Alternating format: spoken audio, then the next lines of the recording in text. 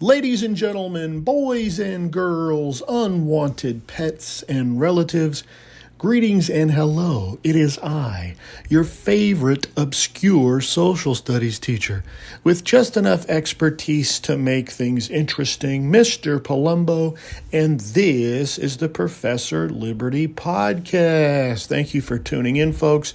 I appreciate it. Everyone who takes the time to listen to this obscure podcast, the tens and tens of my hardcore fans out there, sprinkled in coast to coast, the towns and villages, and even a few souls across the oceans. Thank you for listening to the Professor Liberty Podcast. I've got a banger of a show for you guys. I'm excited today. If you'd like to email the show, the email is professorliberty1776@gmail.com. That's professorliberty1776@gmail.com. Send me your thoughts, your comments, your questions, your queries, your ideas for shows. Sometimes you guys are the impetus, the catalyst, if you will, for show ideas and podcast material. So don't hesitate to share your ideas. You just have to send it to professorliberty1776@gmail.com. You can also hook up with us on Facebook. We got a small but vibrant crowd there on Facebook.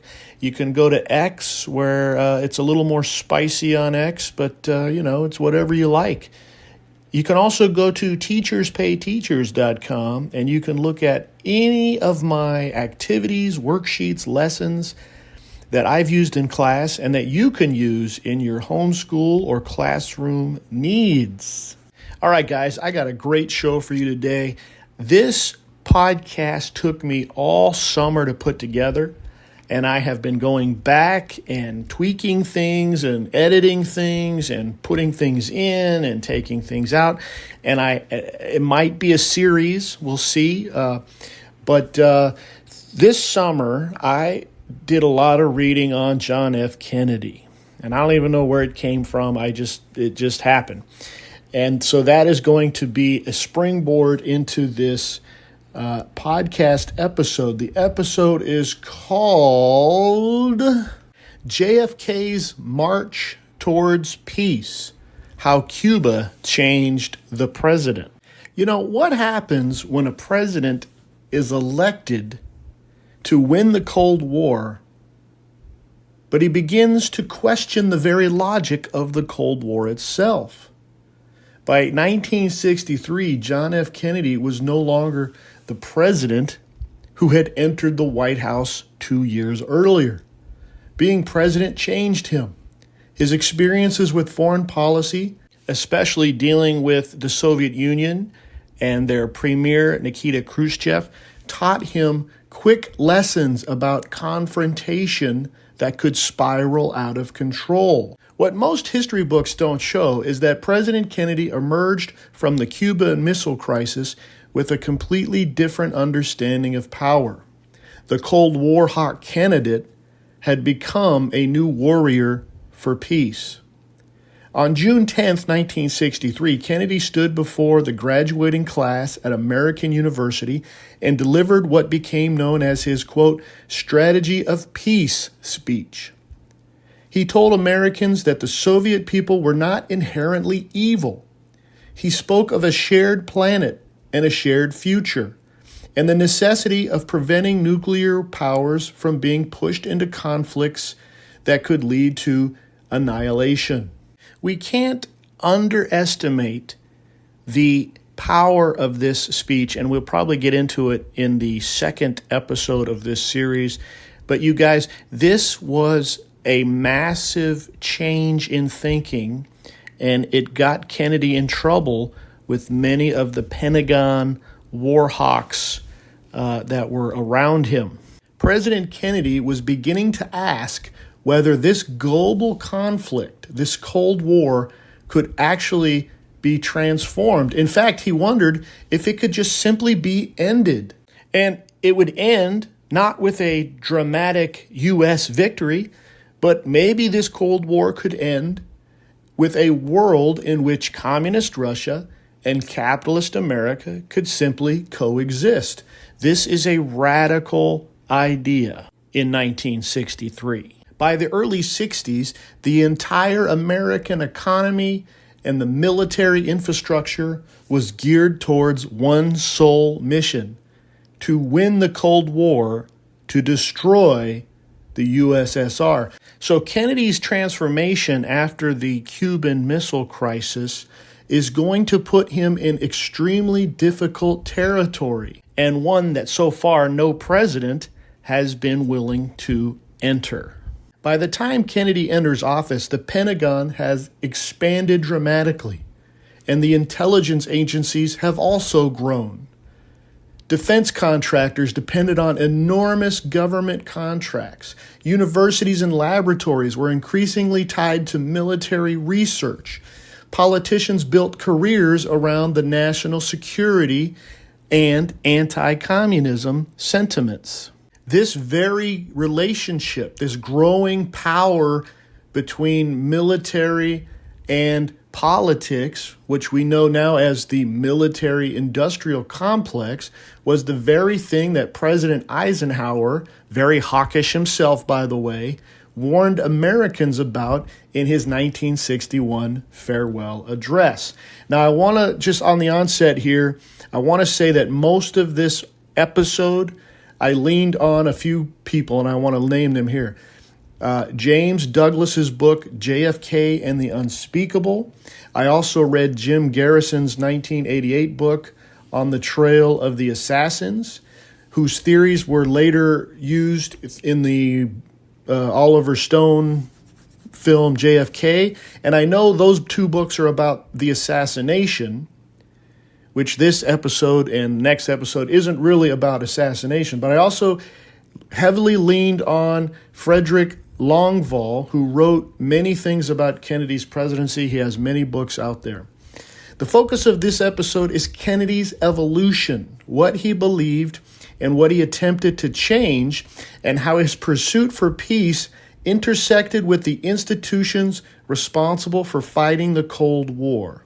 Some historians believe that evolution increasingly put Kennedy at odds with the powerful forces within the American national security establishment. Now, whether that conflict had anything to do with his assassination is a separate affair. However, there is plenty of circumstantial evidence out there where smart, intelligent people could make the case that that was indeed a motive for assassination. When John F. Kennedy ran for president in 1960, he was no dove. Clearly, he was like most candidates, a Cold War hawk. He entered the race at the height of the Cold War, just 3 years after the Soviet Union launched Sputnik, a moment that shook American confidence and fueled fears that the United States was falling behind technologically and perhaps even militarily to the Soviet Union. Americans lived under the constant shadow of nuclear war. School children practiced duck and cover drills. Families built fallout shelters. To millions of Americans, communism wasn't simply another political ideology. It was viewed as an existential threat to the free world. Kennedy understood that climate, and he leaned directly into it. Throughout his campaign, he attacked the Eisenhower administration for what he portrayed as dangerous complacency. His most effective line of attack centered on the so-called missile gap. Kennedy argued that the Soviet Union had surged ahead in developing intercontinental ballistic missiles, while the United States had allowed its strategic advantage to erode. Again and again, Kennedy warned that America risked losing the Cold War unless it rebuilt its military strength and reasserted its global leadership. His message was clear. Peace could only be preserved through unquestioned military superiority. As historian Frederick Longvall has argued, Kennedy entered the White House deeply committed to the Cold War and convinced that American power and credibility had to be maintained. Politically, it was a very powerful argument. The idea that a missile gap suggested that the world's leading democracy had become vulnerable to Soviet nuclear blackmail. Kennedy promised to restore American strength, modernize American strategic forces, and prove to Moscow that the United States would never be intimidated. In other words, ladies and gentlemen, boys and girls, JFK and the military-industrial complex at this point in time were in lockstep. They were aligned. But like nearly every president before him, Kennedy soon discovered that campaigning and governing are two completely different things. You know, candidates operate with this public information. Some candidates get a little bit of top secret information, but for most part, the candidates are outside the power structure. And it's easy to criticize. It's easy to make announcements or pronouncements or say this guy's doing it wrong. You're not in power. But presidents, they have classified intelligence. They get daily briefings, and they have the responsibility of making decisions which consequences can alter the course of history. And so shortly after taking office, President Kennedy learned something that candidate Kennedy did not know. The missile gap was largely a myth. Classified intelligence, including U-2 reconnaissance flights, revealed that the United States actually possessed a significant strategic advantage in long-range nuclear missiles. Soviet leader Nikita Khrushchev had exaggerated Soviet capabilities, and the Eisenhower administration had known far more about the true balance of power than it publicly revealed. Also, upon becoming president, John Kennedy inherited something else. President Kennedy inherited a military establishment built around nuclear deterrence, a CIA deeply engaged in covert operations, alliance commitments spanning the globe, and a national security bureaucracy whose primary mission was containing Soviet expansion. Plans for the Bay of Pigs invasion were already well underway, while covert operations against Fidel Castro's government in Cuba continued to expand. The presidency did not hand Kennedy a blank slate. It handed him a Cold War machine that had been years in the making. This helps explain why the early months of his presidency seemed to be contradictory. The same president who would later call for a strategy of peace also approved the Bay of Pigs invasion. He also expanded counterinsurgency programs, and he initially embraced many of the assumptions that he inherited. His evolution is not immediate, but it's forged through experience, and frankly, it's partially shaped by his antagonistic Cold War department and intelligence agencies. One crisis after another forced John Kennedy to confront a question that no campaign speech could ever answer. And that is, how do you defeat an adversary who possesses enough nuclear weapons to destroy the world several times over? Now, the first major test of that question is going to come in June 1961. The setting was Vienna. The opponent was Nikita Khrushchev. Kennedy would later describe the meeting as, quote, the roughest thing in my life. The march towards peace had begun not with idealism, but with a profound confrontation with the realities of power in the nuclear age. Kennedy traveled to the Vienna Summit expecting a difficult but manageable exchange with Soviet Premier Nikita Khrushchev. It was going to be centered on Berlin and the broader Cold War balance. Instead, Kennedy encountered a leader that was determined to test him. Khrushchev arrived confident, aggressive, and convinced that the new American president was inexperienced. The meeting quickly became dominated by Berlin, where Soviet pressure was mounting, and Khrushchev signaled his intention to change the status quo. After the meeting, Kennedy later admitted privately that the encounter, quote, he just beat the hell out of me. Behind those statements was a deeper concern. Kennedy left believing Khrushchev now saw him as inexperienced, and that perception could shape Soviet behavior in the future, namely to a more aggressive stance. Historians differ on how decisive Vienna was, but there was broad agreement that it marked a psychological turning point. Both leaders left the summit with a heightened sense of danger, though for very different reasons. Kennedy's immediate response was not accommodation. It was to reinforce American credibility. He increased defense spending, called up military reservists, and strengthened U.S. forces during the Berlin crisis of 1961. From Kennedy's perspective, Vienna had revealed a dangerous perception problem. If Khrushchev believed the United States lacked resolve, he might take greater risks in Berlin and elsewhere. And ultimately, as we know, because we have the history books, that's exactly what is going to take place. Enter in the Caribbean communist island of Cuba. If Khrushchev believed that Kennedy was cautious about nuclear escalation, placing Soviet missiles in Cuba served several purposes at once. First, protecting Cuba after the Bay of Pigs. Also, shifting strategic balance and forcing the United States into negotiations over American missiles in Turkey and in Europe. Vienna did not transform Kennedy overnight, but it was a moment he began to understand that in the nuclear age, projecting strength was only part of the challenge. Almost the greater challenge was preventing a crisis from acquiring a momentum of its own that you could not come back from. Our history books describe the Cuban Missile Crisis as the closest the world has ever come to nuclear war. It was a 13-day confrontation in October 1962 when the United States discovered that Soviet nuclear missiles were being stationed in Cuba. This triggered an intense standoff between Washington and Moscow. On the surface, it appears as a clear Cold War confrontation, American power versus Soviet expansion. But beneath that was something more unstable, a crisis shaped by fear, miscalculation, and two leaders trying to interpret each other's limits in real time.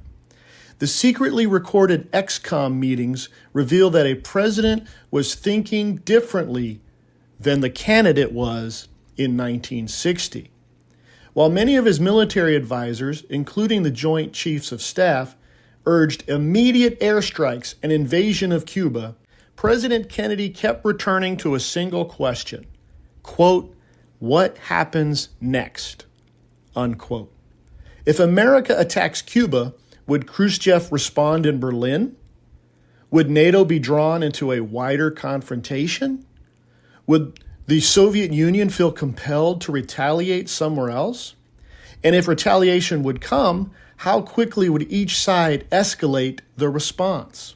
Again and again, Kennedy forces the conversation beyond the first move into the second and even the third, challenging his advisors to think of each consequence, something many of his advisors, trained in conventional warfare, struggled to do under pressure. And perhaps it's here where the core problem is revealed to Kennedy.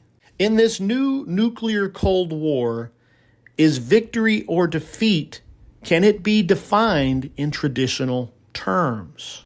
Kennedy was worried about things getting out of hand, and this is why he repeatedly rejected the strongest military options. An airstrike on Cuba could trigger the Soviets to move against Berlin.